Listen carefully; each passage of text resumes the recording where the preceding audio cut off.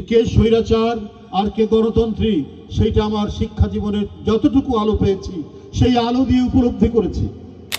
যে এরশাদ তিনি কোনো বৈধ শাসক নন, তিনি একটি গণতান্ত্রিক সরকারকে বন্দুকের নলের মুখে সরিয়ে দিয়ে জোর করে রাতের অন্ধকারে ক্ষমতা গ্রহণ করেছে।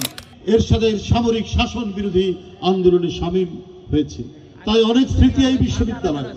কিন্তু সারা জাতিকে গণতন্ত্রে ফেরানোর মন্ত্রণা দিয়ে তিনি যখন রাজনীতির ময়দানকে অত্যন্ত আলোকিত করছেন, রাজনীতির ময়দানে যখন নেতৃত্ব দিচ্ছেন, তার সেই নেতৃত্বের পিছনে, সেই কাফেলার পিছনে দাঁড়িয়ে আমরা সেদিন সংগ্রাম করার উদ্বুদ্ধ হয়েছি।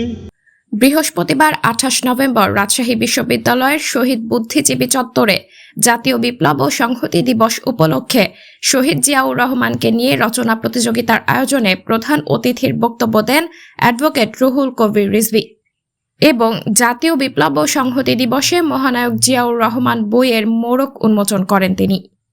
সাবরিনা জলিল, সবার কথা।